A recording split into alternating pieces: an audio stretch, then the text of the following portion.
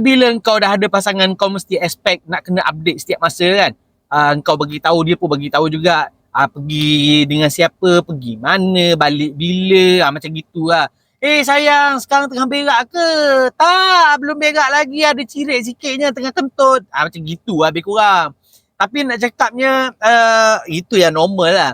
Tapi ada makhluk ni kan, dia mula-mula dia okey. Sebab dia rasa macam, sebab sayang lagi kan, mula-mula. Tapi bila dia dah lama, benda tu dah lama dia buat, dia rasa macam bosan, rasa macam terkongkong, rasa macam, kenapa aku nak kena beritahu setiap masa, kenapa aku nak beritahu keluar dengan siapa tu mula-mula dia macam gitu lah. Tapi dia gelabah bila? Dia gelabah bila pasangan dia buat benda yang sama.